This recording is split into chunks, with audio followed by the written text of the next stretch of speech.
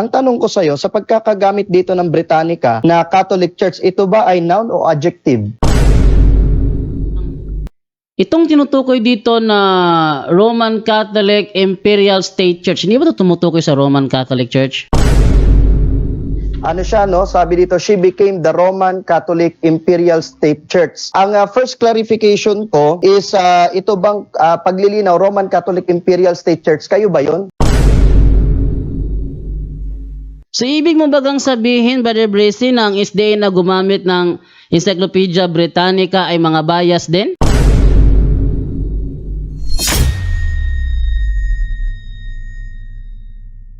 Ito po. So, simulan ko na po ang aking presentation. Nariyan po. Ayan. Bakit tunay na iglesia ang Iglesia Katolika Romana? Bakit tunay na iglesia? Isa lamang ang dahilan kung bakit tunay ang iglesia.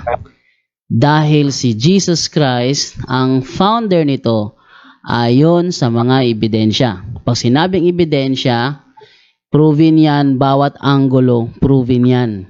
No? Siya ang founder. Sabi nga ni Father Darwin, isa lang ang dahilan kung bakit naging tunay ang iglesia. It should be founded by Jesus Christ. Kapag may nagsilitawan ng mga iglesia na hindi si Jesus Christ ang founder, ibig sabihin, hanggang claim lang, si Jesus ang founder namin, pero pag ni-search mo, hindi naman pala. Hindi yun. Peke yun. Tawag doon sulpot. No, peke. Ngayon, paano naman nangyari na si Jesus Christ ang founder nito? Una, yung iglesia, malakas na naman ang background. by Jesus Christ. May malakas na background. Kapag may nagsilitawan ng mga iglesia na hindi si Jesus Wait lang, Christ ang founder, timer. isabihin, hanggang claim lang. Si Time Jesus ang pause muna founder, tayo, pero time pag pause muna ni-search tayo. mo, hindi naman pala. May nag-iwas. Ngayon, Oh, Meron pa rin. bawas na lang siguro ng sa Zoom kung hindi naman makakatulong. Moderator Okay. lang, tapos one. Okay. Okay, so continue na ako? So, Brother Richard, anong oras dyan? 18:25. 18 minutes and 27 seconds. Okay. Bro Jando, mag-resume ang time kapag ikaw ay nagsasalita. Go ahead. Okay, tuloy ako. So, unang reason is ang nagtatag si Jesus Christ ng iglesia sa Jerusalem noong unang siglo. Ito mga ebidensya ito, ano? At bukod tanging ang Katoliko lamang ang merong record na itinatag noong unang siglo.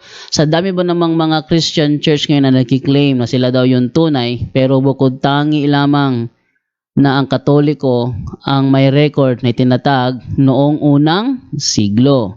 Unang ebidensya. Ito ay galing to doon sa kay Paul Alima. Nakalimutan ko lang kung anong page ito. Ito ay galing sa Britannica Encyclopedia. Nagamit din ito doon sa debate ni Eli Soriano at saka Froilan Gaza. Sabi dito, Roman Catholicism, a Christian church characterized by its uniform, highly developed, doctrinal and organizational structure that traces its history to the apostles of Jesus Christ in the first century. Ang Katoliko lang ang siyang makakapag-trace sa kanyang history back to the time of the apostles noong 1st century AD. Ikalawang ebidensya, ito ay galing sa Merriam-Webster's Elementary Dictionary, copyright 1994, page 79. Ito naman ay nahiram ko naman tong kopya na ito galing kay Brother Edgar Logan.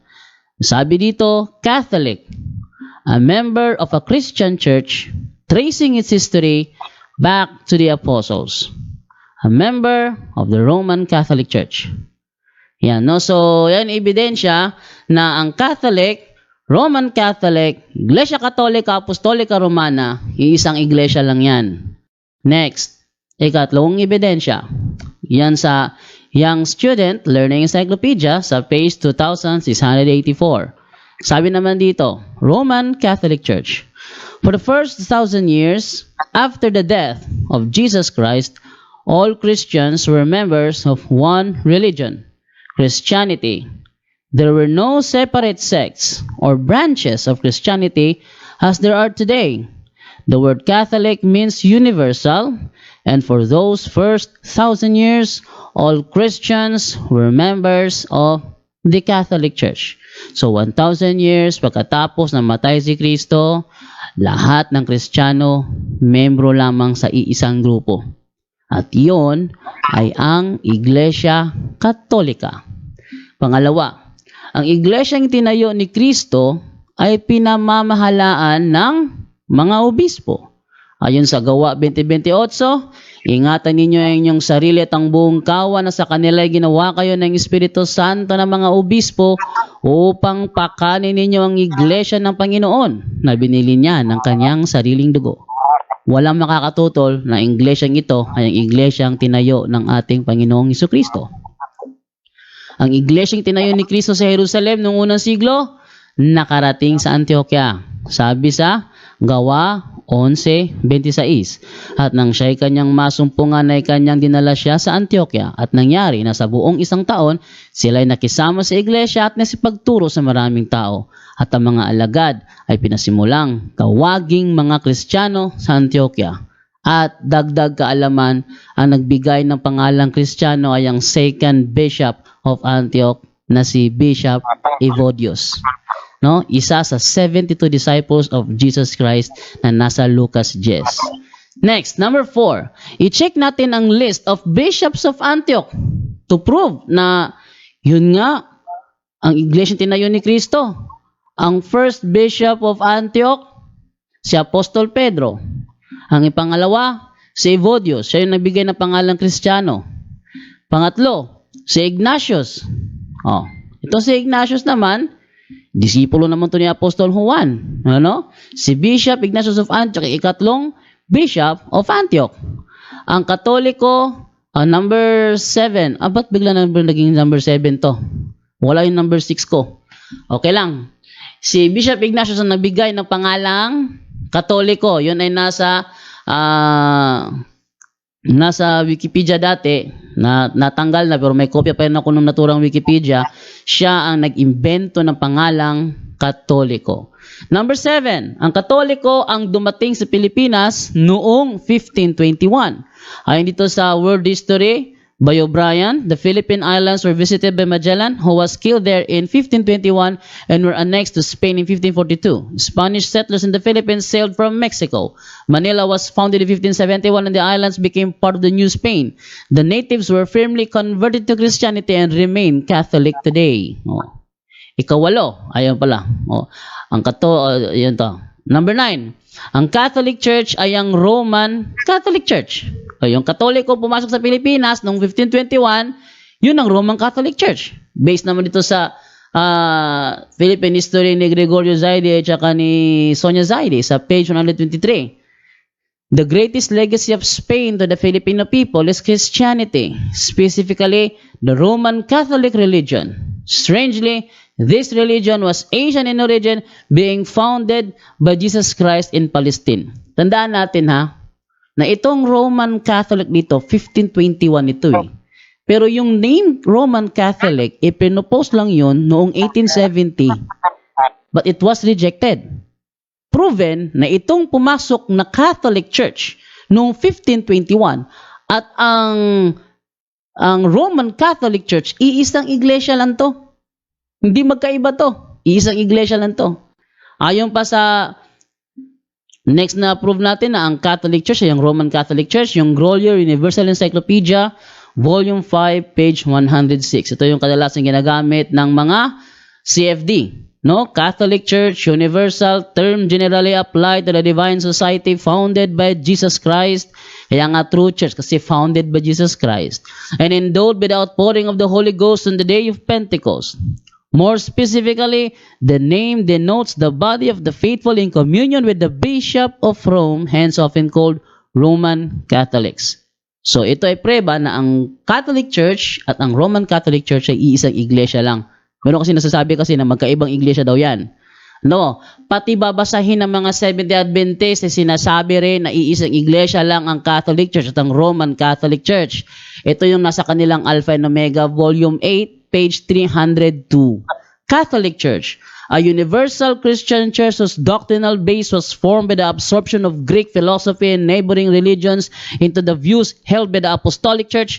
Canonically, the Catholic Church developed into a strictly hierarchical system with the Pope at its summit.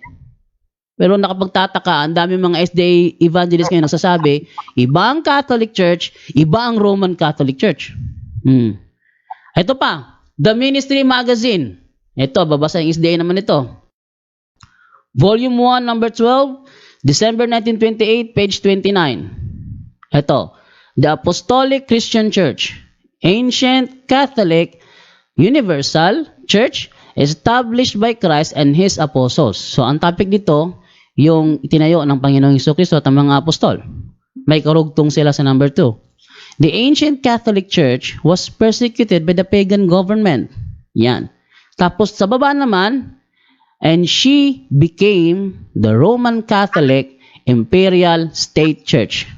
So yung ancient Catholic na established by Christ became the Roman Catholic Imperial State Church. 10 minutes left. Ha?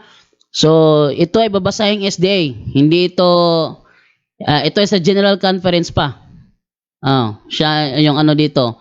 Sino nakalimutan ko yung sinong ano nito. Basta, umaya ko na ipakita. Okay. Next, na ebidensya. Ang iglesia tinayo ni Cristo sa Jerusalem noong unang siglo na nakarating sa Antioquia, kung saan siya pinangalan ng Katoliko, ay nakarating din sa Pilipinas noong 1521. Ayon naman sa Discourses on the Apostles' Creed, yan o. Ito yung itong view na ito, ay nakuha ko to sa view ng dating daan.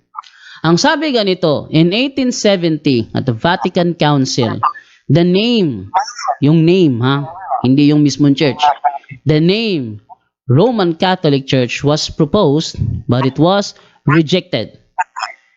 So ibig sabihin, yung name na Roman Catholic Church, hindi yon ang ating official name because it was rejected. Pero kilala tayo as Roman Catholic Church. No? Kilala tayo as Roman Catholic Church. Halimbawa, Seventh-day Adventist, ang sa Pilipinas, mostly sila tinatawag na Sabadista. Pero they don't claim that they are Sabadista. They were Adventista. Yan ang claim namin nung nasa SDA pa ako. Was proposed but it was rejected. The bishops assembled unanimously, decided upon this official name, the Holy Catholic Apostolic Roman Church, as descriptive of Christ's Church.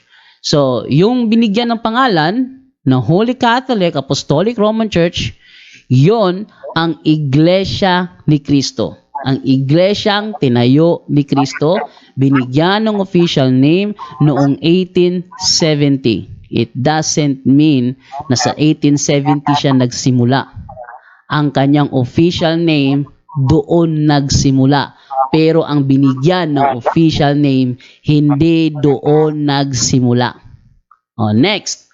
Kaya tunay na iglesyang Romano-Katoliko, yon ay dahil ang Romano-Katoliko ang siyang iglesia na itinatag ng Panginoong Hesukristo.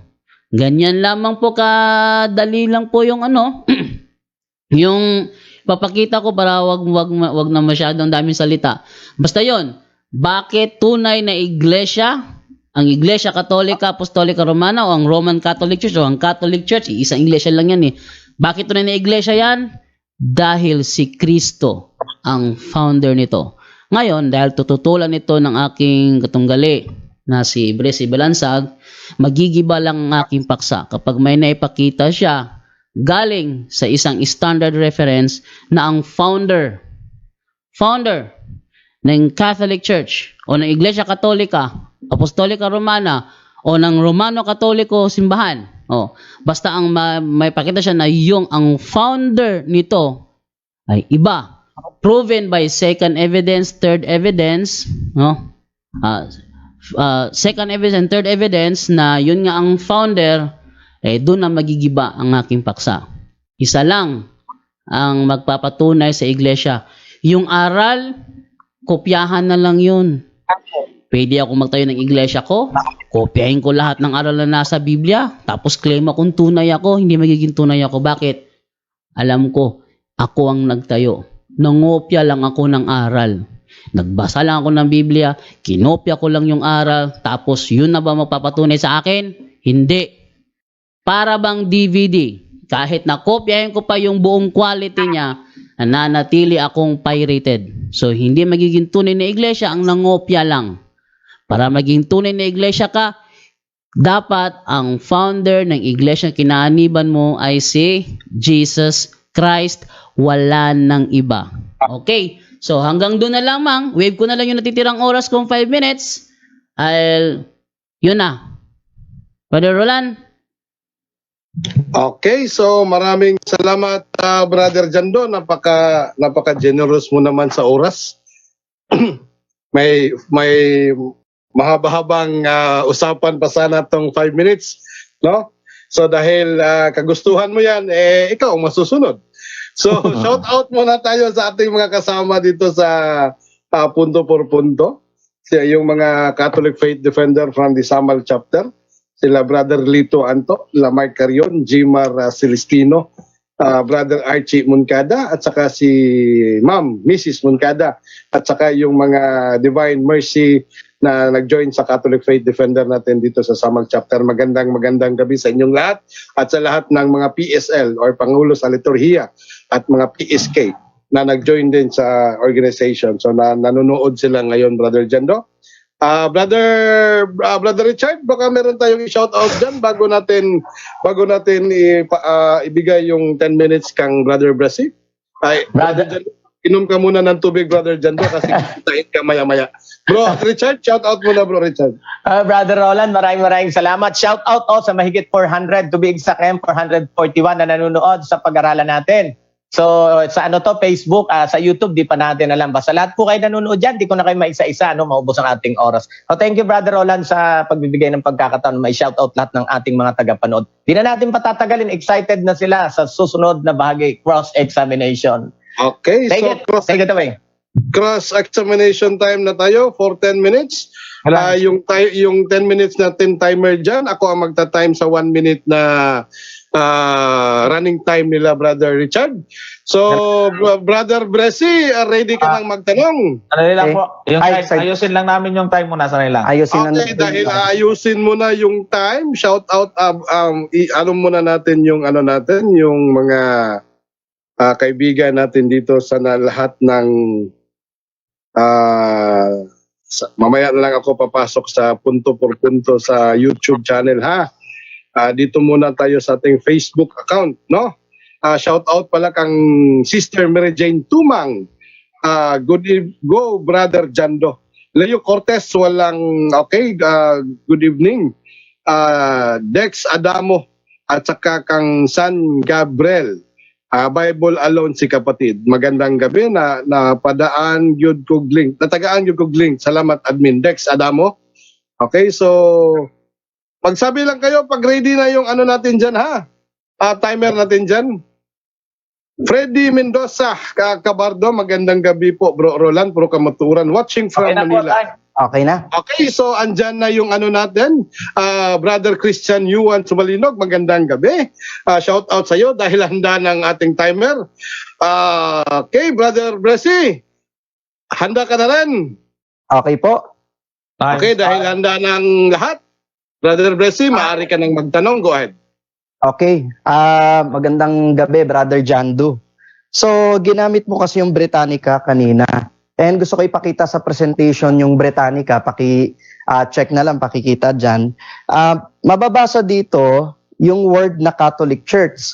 At ito ay small letter nagsisimula. Ang tanong ko sa'yo, sa pagkakagamit dito ng Britannica na Catholic Church, ito ba ay noun o adjective?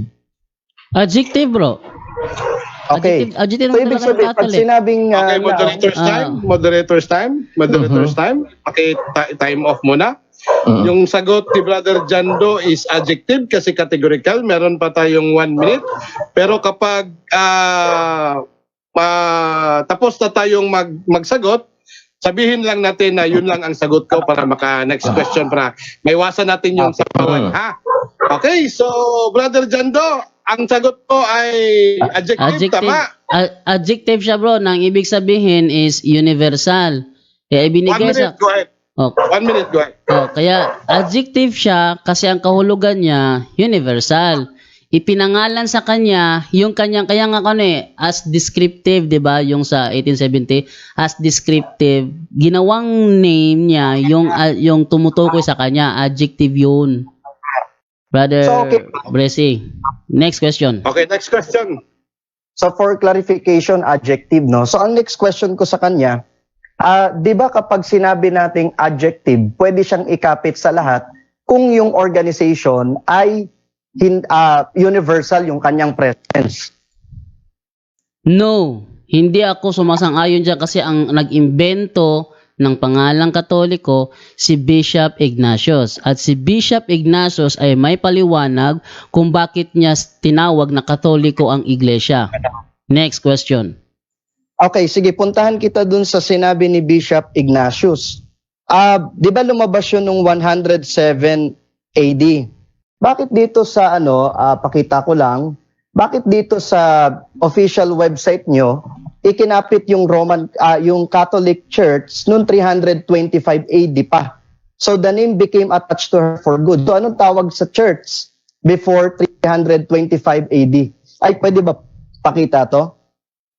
Yes, may oras ka pa, bro. Sige, bro. Sige, pakita ko lang po. Di pala na plus. Ayan, opo, ito. Bakit dito? Sabi dito, so the name became attached her for good, yung Catholic Church nung 325 AD pa. Eh bakit hindi ito inattach sa church ninyo during 107 nung nilabas ito ni Ignatius? Okay, time. Brother Jando, 1 minute. Okay, inattach niya yan, bro. Actually, at ito yung ating unang ebidensya ko. Ayan, Una, ayan, it was to stress the unity of the universal church that Saint Ignatius invented the name. Doon sa kanyang sulat sa Church of Smyrna, chapter 8, verse 2. Ito nangyari sa AD 107. Sabi niya, where the bishop appears, there let the people be. As wherever is Jesus Christ, there is the Catholic Church. Yan ay isang he invented the name to stress the unity of the universal church, no? The name denotes the church throughout the world in union with the see or diocese of Rome. Yun ang reason ba niya binigyan ng pangalang Catholic. Dapat in union with the diocese of Rome. Nung saan nakiklaim na Catholic sila pero hindi naman silang united with the Diocese of Rome, peke yun. Next question. Okay, Mr. Moderator, I object kasi ang tanong ko sa kanya... Time pause, objection, time pause. Okay. Ang tanong ko po kasi sa kanya, kung lumabas yung Catholic at applied ito noong 107 AD, bakit according dito sa inyong EWTN.com, official website ng Catholic, bakit ito ay became attached to her for good ng 325 AD pa? Hindi 107 AD. Hindi ako sumasang-ayon dun sa pag-quote model. Hindi ko naman alam yung aklat mo na yan, kung saan mo naman pinulot yan. Ang pagkakaalam ko, ito. Okay, moderator's time. Brother Jando, hindi po libro, website yung tinutumbok ni Brother Bressy, yung EWTN. Tama ba ako, Brother Bressy? Opo. Okay. Brother Jando? Okay, yan na nga. Hindi mo na ako mag-a-affirm sa aklat na hindi ko nababasa yung buong konteksto. Ang pagkakaalam ko lang, itong sulat mismo ni Bishop Ignatius sa letter to Smyrnians. Sabi niya, see that you all follow the bishop even as Jesus Christ does the Father. And the presbytery as you would the apostles and reverence the deacons. Sa unahan nito, ito yung naka-underline portion, where the bishop shall appear, there let the multitude of the people also be. Even as where Jesus Christ is, there is the Catholic Church. At yan, invented na yan to denote that the church united with the Diocese of Rome kasi nakiklaim na Catholic Church sila. Pero di naman united sa Diocese of Rome, hindi karapat-dapat sa kanila na tawaging Catholic Church. Next question. So, okay. Mr. Moderator. Time pause. Okay. So, Mr. Moderator, maliwanag, kasi kanina napagkasunduan natin, pag hindi niya kayang sagutin, i-announce na hindi masagot ang tanong. Okay, moderator's time. Moderator's time. Brother Bressy, tandaan natin yung question mo is asking for an opinion. Hindi yun categorical. So gawin mong categorical, brother, kasi nagsagot naman siya. Tapos yung sagot niya is opinionated kasi yung hinahanap mo eh. Bakit, no? So yun ang sagot niya, brother. So para sa akin naman, brother, sumasagot naman siya. At saka nandun naman yung sagot niya sa tanong mo para sa akin. Ewan ko lang kay Brother Richard. Brother Richard? Hindi naman ang ayon sa rules, mag-ano lang tayo, magiging objective. Opinion ang tinatanong ng kapatid na Bressy. Kaya, in line na rin ako doon sa sagot ni Brother Jando. Whether I like it or not, at least sumusunod sa rules. Okay, Brother Richard, anong oras dyan? Ilang time remaining? 5 minutes and 20 seconds. 20 seconds. 5 and 20. Okay, 5 and 20. 5 minutes and 20 seconds. Brother Richard, pag last 2 minutes na lang, paki-inform para magbigay tayo ng dalawang question to complete the, pag last 2 minutes. Okay. Okay, so next question na tayo, Brother Bressy. 5 minutes and 20 seconds. Time resume, go ahead. Okay. Binanggit mo kanina yung ministry magazine namin, no? Ipo-post ko lang. Ayan, ipo-post ko dito. Teka lang po, di ko alam kung lumabas na. Ayun. Okay. So, doon sa number 3, sabi dito, just as soon as the church joined herself, sabi dito, she became the Roman Catholic Imperial State Church. Ang first clarification ko is, ito bang paglilinaw, Roman Catholic Imperial State Church, kayo ba yun? Ayos ang Yes, bro. Wala nga namang ibang tinutukoy doon, bro, na Roman Catholic Church, bro. Kasi yun na talaga. Kung babasahin mo yung buo niyan, nung naisa na daw siya sa pagano daw, pinersecute daw niya yung mga pagan na ayaw sumunod sa kanya. At based naman sa katuruan ninyo, Katoliko ang gumawa niyan. Okay. Next question. Okay. Sige. So kung sinasabi mo na yan ay Roman Catholic Church, ang sabi dito, she persecuted the pagans in exchange for persuasion. Ibig sabihin, nag-persecute siya. Bakit dun sa number 2, the Asian Catholic Church was persecuted by the pagan? May pinersecute by the pagan and may nag-persecute naman sa pagan. So bakit kaya magkaiba to? Hindi magkaiba yan, bro. Actually, ito, hawak ko ito. The Ministry Magazine, ito, hawak ko ngayon ito. Ang sabi to sa number 2, yung ancient Catholic was persecuted by the pagan government but never resorted to state aid in its religious work. Its only means of converting people was by preaching and persuading. Yun na. Just as soon as this church joined herself to the state, she persecuted the pagans. Kayo ang nagsabi niya nag-persecute sa pagans, though hindi yun naman ang talagang totoong nangyari sa history, pero yun ang sinasabi ninyo, referring to the Roman Catholic Church. Next question. Okay, so ibig sabihin, kanina, accepted mo na yung Roman Catholic Church nag-persecute sa pagan. Pagdating sa number 2, hindi mo accepted na yung Catholic yung pinersecute ng pagan. Ito sagot ko. Based sa paliwanag ninyo na ang Catholic Church daw ang nag-persecute sa pagan. But historically error yan. Dahil wala naman pinipersecute na pagan ng Catholic Church. Saka, sumasagot pa ako, bro. Wala nag-i-interrupt. Continue, bro. Sige, yun. Yun ang paliwanag nyo na ginawa ng Roman Catholic Church. At ang tinutukoy ng sentido ng naturang babasahin ninyo na naging siyang Roman Catholic State Imperial Church ay ang Roman Catholic Church. Next question. Time pause. Historically, Balik ang boses, bro. Meron tayong feedback. Okay. Paki-mute na lang. Okay, so thank you. Brother Jando, mag-continue ka pa ng pagsagot? Para next question. Yes, bro. Yun na nga sinasabi ng Naturang Magazine na yung ancient Catholic persecuted by the pagan government. Tapos, just as soon as this church joined herself to the state, she persecuted the pagan in exchange for persuasion in her religious work. And she became, yun na nga, Yun na nga sinasabi Okay, ng time? Naturang Magazine. Time? Next Brother question. Roland, sa tingin Yes. ko 2 minutes na lang tayo, halos 2 Okay, minutes. kaya so siguro- Brother Blessy, last 2 questions. Okay. Complete your 10 minutes. So kung accepted mo na yung Roman Catholic yung tinutukoy dyan, na kayo, ba't hindi mo inaccept yung kanyang ginagawa o ginawa na nag-persecute sa pagans? Yes, hindi ko ina-accept bro kasi alam ko naman na ang turo ninyo na ang Catholic daw ang nag-persecute sa pagan. Hindi naman totoo. But hindi mo maiiwasan na ang tinutukoy dito na Roman Catholic State Imperial Church ay walang iba kundi ang Roman Catholic Church. Next question. Last questions, Brother Blessy, go ahead. Okay, ang next question ko sa'yo, yung number 1 nun. Ang sabi dito, the Apostolic Christian Ancient Catholic Universal Church established by Christ and His apostles continued to the time of Constantine about 321 AD. Ibig sabihin hanggang dun lang. At yung tinutukoy doon hanggang dun lang, dun naman sumulpot yung Roman Catholic Imperial State Church. Anong comment mo doon?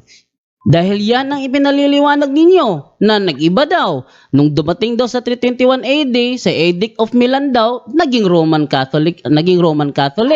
Hindi naman totoo yun. Dahil yung Catholic noon, hanggang ngayon, nananatili yun. Yan lang ang pagliligaw na ginagawa ng mga SDA para ang Katoliko madenggoy at makonvert sa kanilang relihiyon. Next question. Last question, that is last question. Last question na pala yun. Maraming salamat, Brother Jando, sa iyong mainit na mga kasagutan. At maraming salamat din sa iyo, Brother Blessy, sa iyong mga mainit na mga katanungan na tinatapon kay Brother Jando. So inom muna kayo ng hindi malamig na tubig, baka maubusan kayo ng boses. Brother Richard, paano muna dyan sa mga komento dyan sa programa ninyo, yung mga Christian comment lang ha, wag lang yung mga below the belt. Oo, wala. Ako, Brother Roland, di na ako magko-comment kasi to be objective. Halos nanonood yata dito sa amin mukhang mga kapatiran. Okay. Kaya, alam mo na yung mga comment yan. Kaya to be objective, Shout out na lang. Shout out na lang sa to be exact 535 na nanonood ngayon sa Facebook. Hindi ko alam sa YouTube ng pag-aralan natin kung ilan yan. Basta sa inyo pong lahat, ito 540 na. Shout out sa inyong lahat. At okay lang yung tumawa pero sana iwasan yung mga below the belt na na comment. Ayan. Sige. Yes. Timer, ready na yung 20 minutes time natin. Timer please. Kung ready. Okay, sige. Pag nag-start nagsalita, starting time. Okay, so go ahead, Brother Blessy, go ahead. Okay, isa pong mapagpalang araw po ulit sa lahat ng mga tagapakinig at tagapanood natin ng programang ito. Dito sa ating paksa, mapapansin natin na medyo problematic yung kanyang acceptance when it comes to Ministry Magazine. Kasi makikita natin doon sa Ministry Magazine na yung part doon accepted niya, yung part hindi niya accepted. Ang tawag dyan, cherry picking. So kung ano yung pabor sa'yo, accepted mo, yung hindi pabor sa'yo, yun ang hindi mo ina-accept. Kaya ko tinatanong ko sa kanya kanina, bakit ganon? Bakit yung isa accepted mo, yung isa naman hindi? Kasi kung titignan natin, kung accepted mo na Roman Catholic Church ngayon, then dapat accept mo rin na yung Roman Catholic Church is a persecuting power against the pagans noon. No, ngayon, linawin natin actually medyo maikli yung kanyang presentation and siguro parang I believe na medyo hindi niya nakita yung mga ibang loopholes ng kanyang presentation dahil nga yung binabanggit niya na error sa Britannica, hindi niya alam yung pages, no? So meron ako ditong book, My Catholic Faith, Catechism in Picture. Actually, dala ko siya. Bigay po ito ng isang congressman sa akin. Na ako'y nag-work pa sa Congress. Galing po ito kay Father Thomas Orlando. Hindi ko alam kung nasan siya ngayon. Sabi dito, sa presentation natin, pakita natin, no? In our friendly discussion with non-Catholic, ito yung advice sa mga Roman Catholics. We should not be always on the defensive, but should try to see whether they can trace the origin of the authority of their ministers to the apostles, whether their church can be proved the true church by the possession, sabi dyan, by the possession of the 4 marks. So ibig sabihin, may 3 talagang marks ang true church, ang Roman Catholic Church, based po dun sa kanilang, sa kanilang nais ipakita, no? Dapat meron siyang 4 marks. At meron ako dito marks of the true church. At ito yung nakikita ko na mas karapat-dapat natutulan ko dahil mas mas marami siyang sinasabi na kumbaga mas mas reliable pa yung stand dito kaysa doon sa narinig natin na itinayo lang ng Panginoon ng True Church. Bakit? Kasi hindi naman po kami tutol na yung True Church ay itinayo ni Kristo. Ang tinututulan namin yung Roman Catholic, yung True Church. So ibig sabihin, doon sa mga ibinaton niya sa atin na Jesus Christ founded the church, wala tayong problema. Ngayon, meron lang akong gustong ipapansin muna bago tayo magsimula. No? Kasi meron siyang mga pinagbabanggit, no? Ang tanong dito, ito meron akong presentation. Ang tanong dito sa presentation natin, mapagkakatiwalaan ba ang mga Britannica at yung mga iba niyang mga encyclopedia kinukote? No? Para at least meron tayong sinusundan doon sa kanyang mga sinabi, no? So ito yung nakasulat, no, yung Roman Catholic. The Roman Catholic Church traces its history to Jesus Christ and the apostles. Pero kung titignan natin yung contributor nito, no, si Francis Oakley, makikita natin na si Francis Oakley ay affiliated sa Roman Catholic Church. So ibig sabihin, yung makikita natin dito na mga resources na ginagamit niya ay bias, no? At hindi ito neutral. Kaya talaga ang sasabihin niya, totoo ang Roman Catholic Church. And at the same time, no, makikita natin yan na talagang affiliated siya sa Roman Catholic Church. I'm sure gagamitin din niya to, Encyclopedia Britannica. Pero kung titignan niyo po, no, doon sa nakasircle na yan, again, yung author niya, no, si L.H. Newman, ay connected or affiliated din sa Roman Catholic Church. So, sumunod, I'm sure gagamitin din niya to. O, i-advance na natin. Halos lahat ng gagamitin niya, i-advance na natin ngayon. Like sa Americana, no? Dito sa Encyclopedia Americana, which is si Gustave, no? Makikita natin na si Gustave ay Professor of Ecclesiology. Affiliated po yan sa Roman Catholic Church. Okay? And then sumunod, the World Book Encyclopedia. Mababasa din natin na yung source niyan at kasama dyan yung author na affiliated din sa Roman Catholic Church. And then another thing is the New Book of Knowledge, no? The history of the Roman Catholic Church began in upper room, etc., etc., in Jerusalem. Pero kung papansinin natin, again, ang kanyang contributor ay si Bishop John J. Doherty, kung hindi po ako nagkakamali ng pronunciation, no? Makikita natin na itong mga pinagbabanggit natin, ito po ay mga affiliated sa Roman Catholic Church. And even itong World Almanac, no? Makikita natin ito, yung mga listahan ng Pope, okay? No, na ito ay nagmula kay Pedro, etc., etc. Pero kung papansinin natin, ito ay nagmula sa Annuario Pontifico. At kung titignan natin sa World Almanac, Roman Catholic founded by Jesus, who named St. Peter, the first vicar, developed in the early Christian proselytizing, especially after the conversion of Imperial Rome in the 4th century. Ngayon, kung titignan natin, inalis nila yung word na traditionally, na yun yung stand, no? So kung titignan natin, sa mabilis na pagpapakahulugan, itong mga ginamit na mga references or gagamitin pa lang ng mga referensya, of course, it is a biased reference na nagsasabi na sila yung totoo o sila yung tunay. No? Kaya hindi natin yan, hindi natin yan tinatanggap at hindi naman ho katanggap-tanggap. Ngayon, puntahan natin, may kasama ding paglilinaw doon sa ating ititindig sa mga oras pong ito, para at least po malinawan din po ang lahat. Ano po? Ang akin pong stand, ayan, nandyan po sa presentation ko, ang akin pong stand is the negative side. No? At the Roman Catholic, true church, ang conclusion niya, ang Roman Catholic Church ay true church. Ngayon, ang akin pong stand in my premise, I will do whatever I can do to stand as negative to negate these premises with credible and reliable arguments. So ano ba yung mga arguments natin? In our topic, ipapakita ko sa inyo na yung mga argument and contentions are Bible-based. Kanina sa kanyang presentation, wala tayong nakita na Bible verse. No? Wala. Nag-uusap tayo dito, pares tayong Christian, wala tayong narinig na nagbasa siya ng Bible verse. Doon ako nakakita na Christian debate nagpapatunay walang Bible verse. No? So baka ano yan, baka hindi Catholic Church talaga, baka ano yan, Church of Encyclopedia. No? Number 2, All of my references are credible and not biased on false claims. Kung meron tayo ditong gagamitin na mga references, I'm sure kung tayo ay magmamali ng mga referensya, ang Panginoon ang siyang witness at siyang magbibigay sa atin ng judgment. So, in my introduction, there are good arguments, even excellent arguments that proves that the Roman Catholic Church is not the true church. And then, there are no good arguments that can prove that the Roman Catholic Church is the true church. So, tignan natin. We need to clarify first.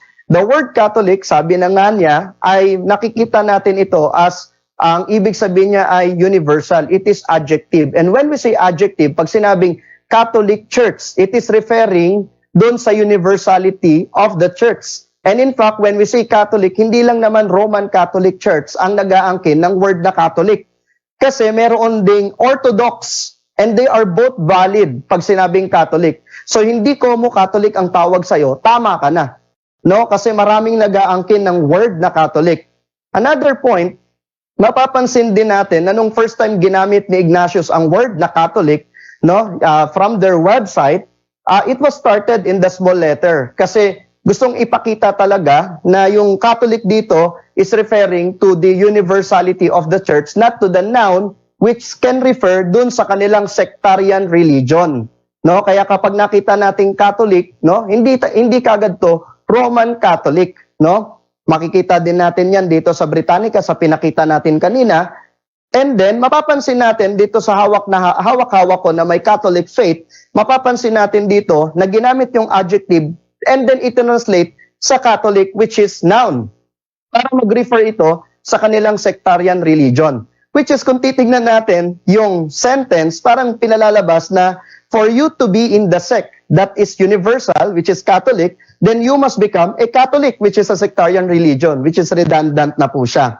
No? So ngayon, ipapakita po natin na medyo ligaw din yung kanilang mga interpretation. Like for example, ipinakita po dito sa kanilang website din na yung sinabi naman ni Ignatius ay capital letter Catholic Church, which is referring to...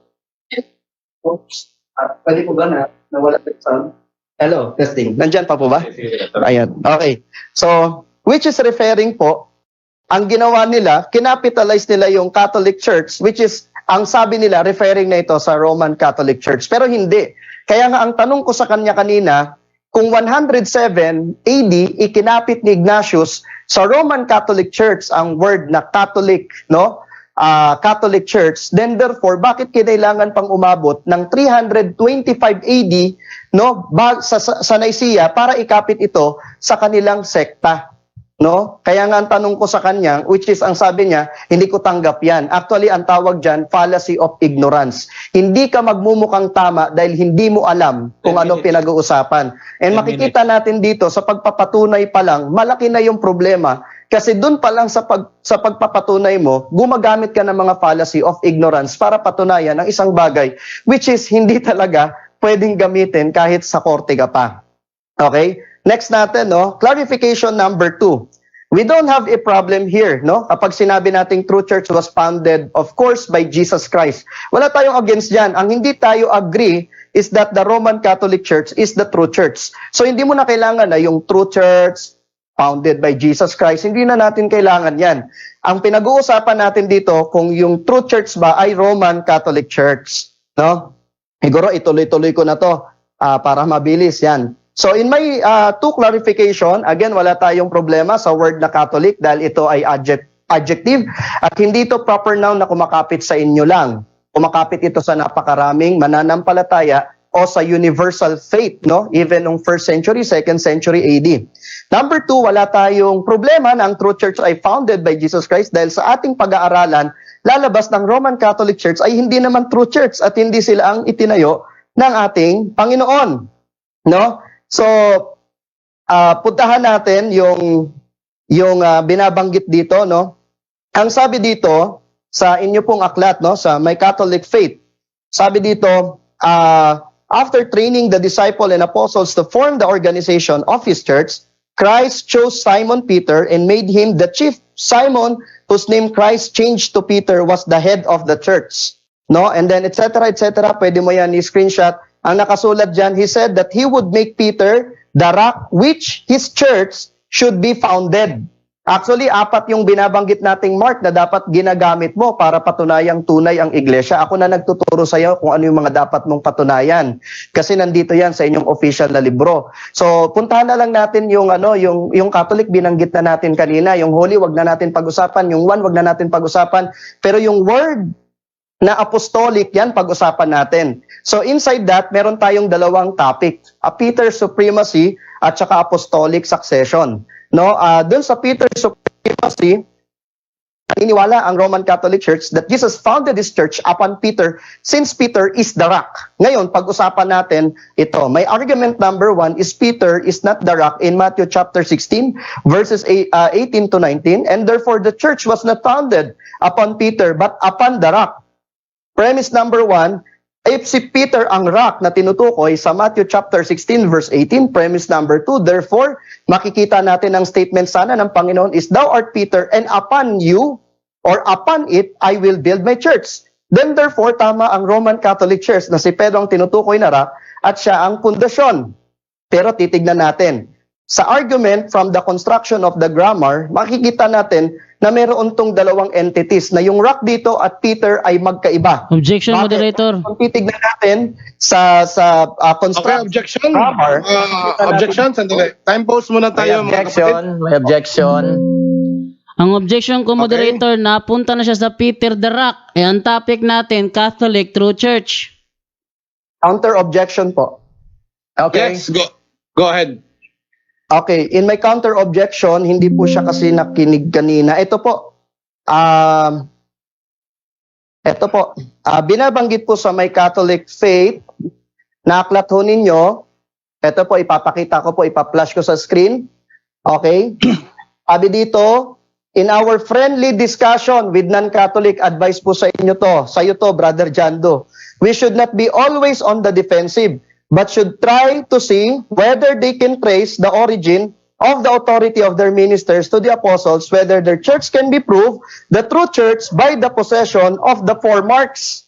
So pamamagitan daw ng 4 marks para patunayan daw na tunay nga ang inyong iglesia. At binabanggit dito yung 4 marks na yon. No? Ang 4 marks na yon, 1, holy, Catholic, apostolic. So ito yung mga pundasyon ng churches Moderator. ninyo. So, pag Okay. sinabing apostolic, part yun ng apostolic Moderator. confession. Okay. Okay. Wala po. Okay, wala po yung- moderator's time. Moderator's time. Okay, moderator's time. Brother Jando, yung narinig ko kanina sa 4 marks, wala siyang problema sa 1 Holy Catholic. Ang tinutukoy niya ngayon isang apostolic, ang isang marka. So, remind ko lang, Brother Blessy, na negative tayo yung ngayon, ha? So, continue natin, Yes. Brother Richard. Anong verdict Okay. mo? Verdict ko overruled yung objection. So patuloy natin yung presentation ni Brother Bessie. Kanina pa tayo nagiging objective naman dito. Bro Jando, yung tinitira niya ngayon, Bro Jando, yung focus niya ngayon sa isang marka ng Roman Catholic Church, yung apostolic. So, diyan siya nagfo-focus ngayon. Okay, continue. Time remaining, ilang oras na lang? 6:37. 6:37. 6 minutes and 37 seconds. Tuloy na Okay. natin. Continue. Okay, wait lang po. Ayusin ko lang po yung aking PowerPoint kung saan ako naputol. Okay. Okay, sige po. So binabanggit dito sa talata ng Matthew chapter 16 verse 18 na kung saan na yung thou art Peter and upon this rock magkaiba po siyang entities. Mapapansin natin na magkaibang entities yan. Pero sa Roman Catholic understanding, makikita natin na yung kanilang gustong ipakahulugan, and I also unto thee that thou art Peter and upon you or upon it. So ba't natin to pinapakita? Kasi ito yung gustong ipakita ng Roman Catholic when it comes to interpretation. Na yung rock dito ay walang iba kundi si Peter. Pero kung titignan natin, again po, sa pag-aaral po no ng Greek, no, meron siyang 2 translation.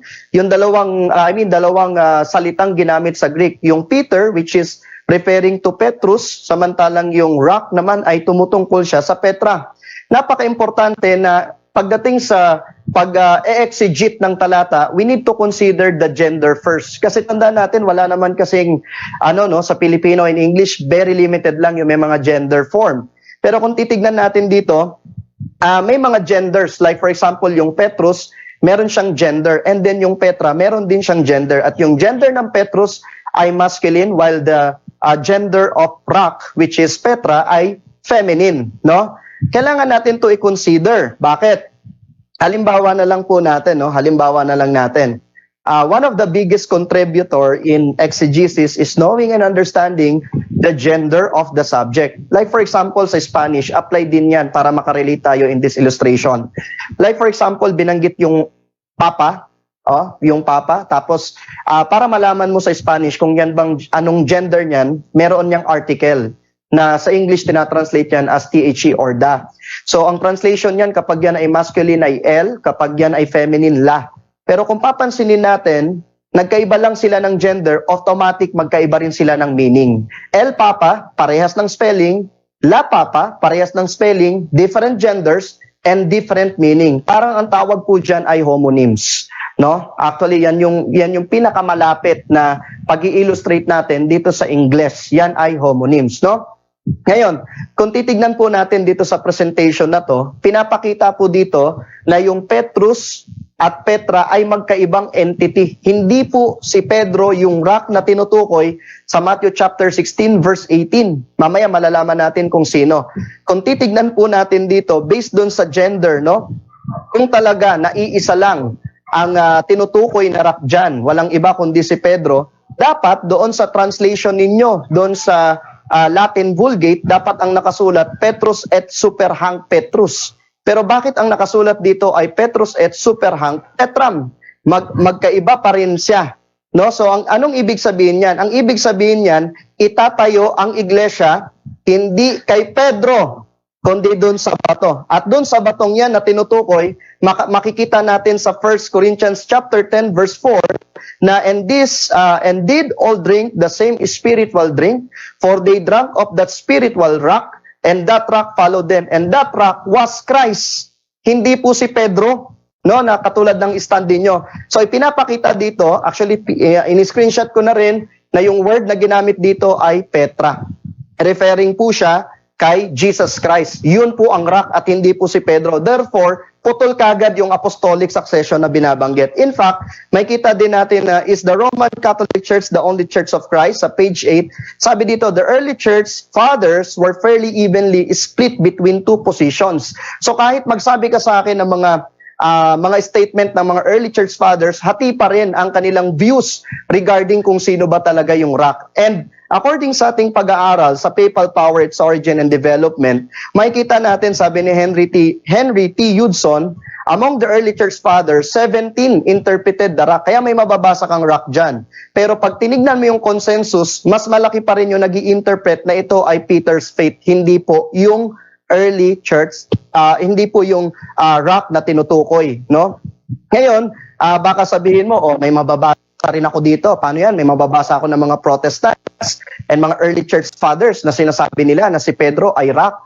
Actually may mga ganon pero hindi po sila nag-a-agree doon sa tinatawag po nating succession or apostolic succession. There's no such thing as apostolic succession. At mapapansin po natin yan sa atin pong pag-aaral din. So ibig sabihin, dito sa ating first argument, therefore, if ipagpipilitan ng mga Roman Catholic na ang bato dito kung saan itinayo ang iglesia ay si Pedro, then magkakaroon ng problema ang pagkakasulat ni Mateo. First, redundancy, kasi si Pedro na rin pala yung rock, dapat ginawa na lang tong pronoun o kaya third person, no? Ginawa na lang tong it, no? O kaya ginawa na lang tong you as pronoun. Pero wala tayong makikitang ganon. Second, merong pagbabago ng interpretation if you will consider the gender, no, ng Petros at ng Petras. Pero iisa lang pala ang meaning ng interpretation ninyo. At kung iisa lang pala ang meaning, bakit pa merong magkaibang gender ito? So in our conclusion, in our first negation, in our conclusion in this premise, we can fairly conclude that the rock is none other than Jesus, not Peter. And therefore, Roman Catholic Church interpretation to support their claim in connection with the true church is false. And therefore, from this statement, the Roman Catholic Church is not the true church. So yun po yung akin pong masasabi. Okay, may 30. Okay. Okay. Pwede bang Okay. moderator time muna? Yes, bro. Brother Roland, ito kasi kaibigan namin ito si R.A. Fuentes. Ang haba daw ng oras. Lahat dito ginagawa nating objective. Kaya siguro na sabi mong mahabang oras kasi kung nanood ka simula't simula, very generous kasi si Brother Jando. Yung 6 minutes niya na natitira, hindi na niya tinapos. So si Brother Bessie, inubos talaga yung 20 minutes. Nililinaw ko lang to, baka sabihin na nagiging bias tayo dito. Ano, Brother Roland, Yes, pareho lang yes. po kaming objective na nagmamoderator dito. Nabasa ko, nakakaumay 20 minutes pala, nawala yung init. Yun ang comment lang. Kaibigan, tayo nga nun, 20 minutes din, hindi ka na umay. Siguro nakakaumay talaga pag ikaw ang nanonood. Pero pag ikaw ang debater, di ba nakakaumay tayo? Okay, yun lang At least, shout out na rin kay R.A. Fuentes, ha? Yes, kay Pastor Fuentes. Magandang gabi sa iyo, Pastor. At saka maraming salamat, kapatid na Blessy, sa iyong 20 minutes na presentation with conclusion. No? Okay, so inom muna kayo ng tubig. Ilalo ka na, Brother Blessy.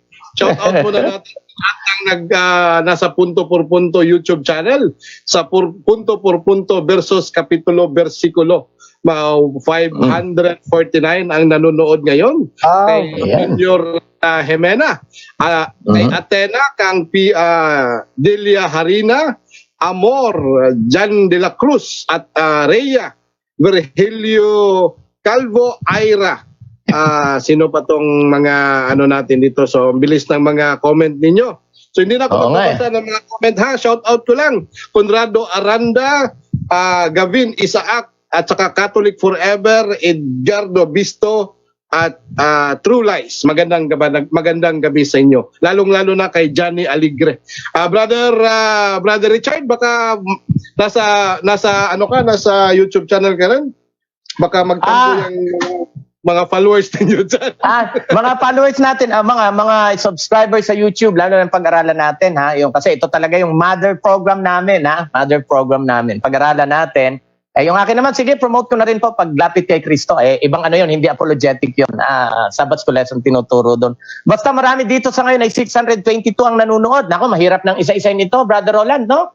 Basta Yes. salamat sa inyong pagtangkilik. At rin naman, nandyan lang kayo, ha? Huwag kayong mainitin kasi may timer po tayo. Walang lalabis, walang kukulang dito. Unless na talagang ibigay yung kanyang time. Okay, so tuloy tayo.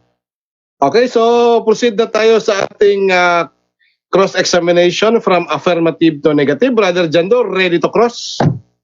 Yes, ready na bro. Dahil ready ka na, yung timer natin, ready na ba? Timer please, nakikita rin naman sa 10 minutes. 10 minutes. Ready na ba? Si Brother Jando mag-sign. Yes, ready na ako bro. Okay, Brother Jando, ready na ang time. Magsasalita ka, tatakbo na rin ang oras. Go ahead. Okay, Brother Blessy, kaklaruhin ko lang. Itong tinutukoy dito na Roman Catholic Imperial State Church, hindi ba ito tumutukoy sa Roman Catholic Church? Objection, Mr. Moderator. Yes, objection. Go ahead. Objection. Mas maganda magbigay siya ng tanong, wag magbigay ng statement. Tanong yan bro. Okay. Tanong yun. Okay. Brother Jando, ulitin na lang, no? Time pause muna ha. Ulitin lang yung tanong, Brother Jando, tapos pasagutin na lang natin. Baka hindi nakuha ni Brother Blessy. Ulitin na lang. Ang time pause muna, magtatakbo lang ang oras kapag magsisimula ng magsagot si Brother Blessy. Bro Jando? Kikaklaruhin ko lang, ito bang tinutukoy dito na Roman Catholic Imperial State Church? Hindi pa to ang Roman Catholic Church? Okay, time to shoot. Okay. Actually, yan ay Roman Catholic Church na kumapit sa kapangyarihan ng state. Kaya nga yan yung pinagsamang kapangyarihan ng religion at saka state. Ngayon, yung binabanggit dyan na siya yung nag-persecute, totoo kasi na siya yung Roman Catholic Church na nag-persecute sa mga pagans. Pero kung titignan mo, sa pagkakasulat pa lang doon sa number 1 at number 2 para hindi ka mamali ng interpretation, nakasulat dyan Apostolic, Christian, Ancient, Catholic, Universal. So binigyan ng meaning yung Catholic which is universal. Din sa number 2, ganun din ang pagkakabanggit. Sa number 3, ginawa siyang proper noun which is Roman Catholic Imperial State Church. So bakit? Kasi during 321 AD, humiwalay sa pananampalataya itong mga nagsipagtatag ng Roman Catholic Church with the authority ni Constantine. So kaya masasabi natin na sila yon. Pero hindi sila yung Okay, time. Time. Next question. Okay, next question. Ang sabi to sa number 3, just as soon as this church joined herself to the state. Sinong tinutukoy dito na this church? Ito ba, hindi ba ito yung ancient Catholic Church? Mr. Moderator, stop lang po muna. Technical Okay, lang time pause. Technical lang po, saglit. Okay. Wala po yung Time pause muna. Teka lang, nalubat yung... Wait lang po, nalobat lang po. Sa laptop. Okay. Yung oras tumatakbo, pakihinto. Time pause, Okay na, time pause. ito na. Mhm. Okay, so shout out muna kang De Coria San Juan. Okay, nasa ano siya? Parang Okay na po. okay na? Wait lang po. 3 seconds. 3 seconds. Seconds. Pa-shout out naman, post naman. Roland. Baka Santa Monica ang damit mo. So, Santa Monica parang iwan ko kung saan to. Nabili ko lang to sa UK. No? Okay na po. Okay na. Okay, so Ready na, Brother Bressy. paki ano na lang bro, time pause muna bro Jando, ganun pa rin, ulitin ang tanong. Tatakbo lang oras kapag si Brother Bessie na ang sasagot. Continue, Brother Jando. Okay. Ito sinasabi ditong just as soon as this church. Itong this church na tinutukoy dito, hindi ba ito yung the Apostolic, Christian, Ancient Catholic? Hindi ba ito yung ang tinutukoy na this church? Kasama po sila dyan. Kasama po sila. Siguro for explanation, kasi para sa pag-aaral, sa malalimang pag-aaral, ang kasaysayan po, when we say Catholic, universal faith, alam naman natin na meron yung 5 places or location, 5 points of location. May sa Antioquia, iba-iba, may sa Roman din, no? So ngayon, itong mga churches na to, binabanggit dito sa verse 3, no? As soon as this church joined herself, humiwalay po siya dun sa Ancient Catholic, no? Ancient Catholic. Kasi kung titignan natin, doon sa number 3, makikita natin na yung Catholic dyan, yung Roman Catholic dyan, nag-persecute. Sa number 2, siya naman, yung Ancient Catholic, yung pinersecute. Kaya magkaiba talaga po yan. Next question. Po yan Next question. magkapareha. Natanggap mo ba na ang main subject ng summary of points na ito ay referring to the ancient Christian Catholic? Yes or no? No. 1 Kasi minute. kung titignan ho natin, yung titignan po natin dyan yung differences ulit doon sa number 2 at number 3. Uulitin ko po. Sa number 2, yung Ancient Catholic Church was persecuted by the pagan government. Sa number 3, yung Roman Catholic Imperial State, she persecuted the pagans and exchanged force for persuasion in her religious work. No? So, magkaiba po talaga yan. Hindi na po natin kailangan ipilit. Magkaiba yan. And aside from that, kung tanggap mo na yan ay Roman Catholic, then tanggap mo rin dapat na siya ay nag-persecute sa mga pagans. Okay, next question. Next question.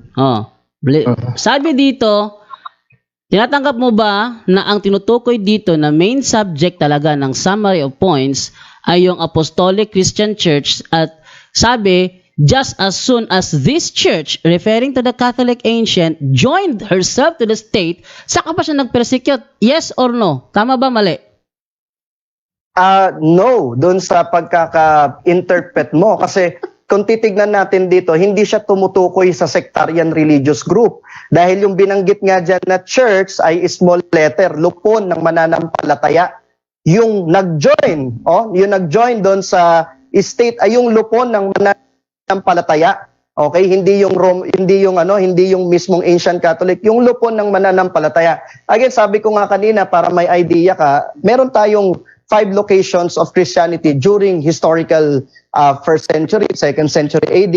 Merong mga Kristiyano sa Antioquia, may mga Kristiyano sa Alexandria, no? May mga Kristiyano diyan sa Roma. Pero kung titignan natin, hindi naman lahat 'yon nag-join doon sa state, no? May mga Lupon na nag-join doon sa state at doon naging Roman Catholic Imperial State siya at pinersecute niya yung pagans na binabanggit diyan. Pero Time. magkaiba po Time. yan. Next question. Time. Okay, next question.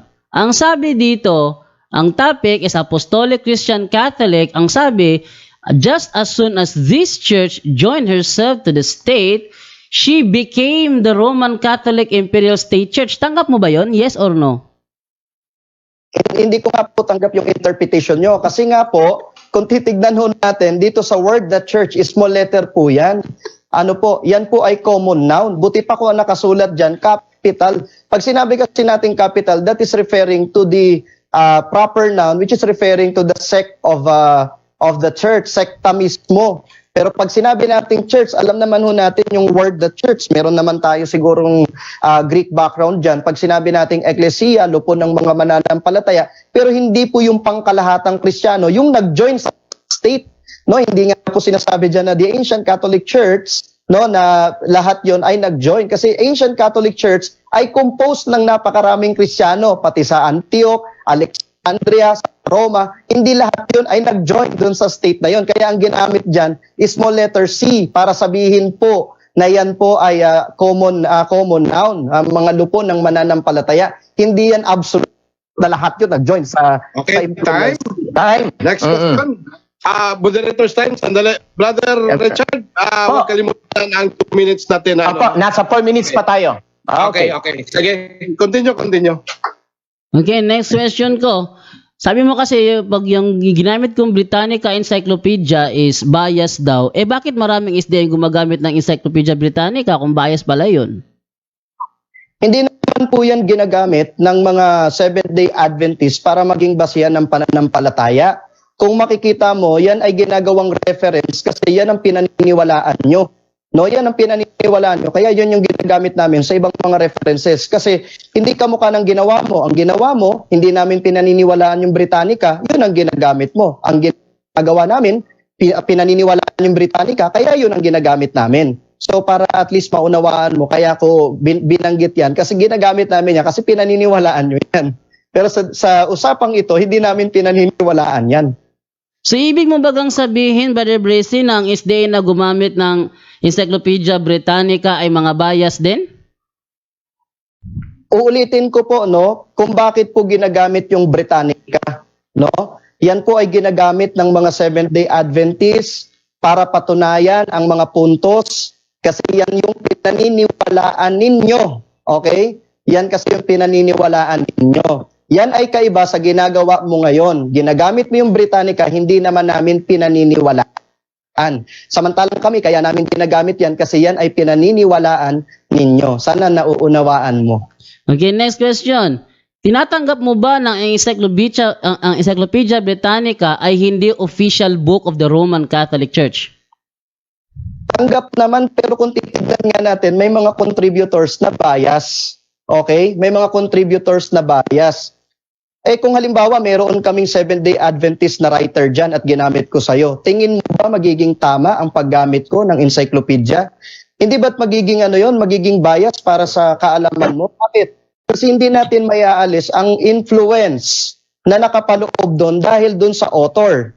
No? At dito nga sa pinag-aaralan na wala akong pinatutunayan sa'yo na ito, pinipilit ko na ito yung claim at ito yung sinasabi ng kaya sinasabi ng evangelical. Ang ginagamit ko talaga, libro ninyo, Kaya kasi ito kasi yung pinaniniwalaan nyo. Okay? Para at least may idea po kayo. Next question. Okay, next question. Dahil tutol ka pala na ang Katoliko is true church at sangayon ka naman ng true church founded by Christ, tanong ko, sino ba ang founder ng Katoliko kung hindi si Jesus Christ?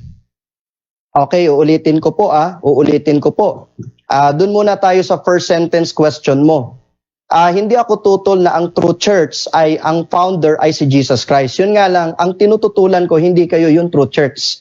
Kung ang tanong mo sa akin kung sino ang founder ng true church, wala tayong total person na Objection, matuturo. moderator. Pero kung mo ba, wala tayong total person na matuturo, Objection, magiging moderator. tama kayo. Ito same din with Orthodox. Objection, kung moderator. Objection? Okay, objection. Yung oras pati ha. Timer please, paki-post at ilang segundo na lang. Sa segundo na lang. Okay. 30 seconds. Bago yung Okay, 20 seconds. objection. Okay, Brother Jando, ano yung objection natin? Hindi ko tinatanong sa kanya kung sino ang founder ng True Church. Yata sa akin. Yun, hindi ko Hindi na tanong sa yata kanya yung internet yun. ko. Sige. Ang sabi ko kasi kanina, sa tanong ko kanina, moderator, tinatanggap niya na ang True Church founded by Christ. Tinatanggap niya yon. At tutol siya na ang Roman Catholic Church is True Church. So ang tanong ko sa kanya, sino ba ang founder ng Roman Catholic Church kung hindi si Jesus Christ? Yun ang tanong ko sa kanya. Moderator's time. Bro Jando, baka hindi mo narinig.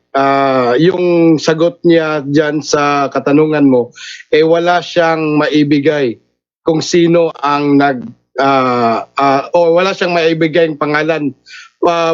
Brother Richard, yun din ba ang narinig mo? Opo, Okay. wala siyang, at kasi yung Roman Catholic Church ang tinatanong per se. Oo. Kaya wala Oo. siyang maituro. Kasi iba talaga, Wala siyang maituro.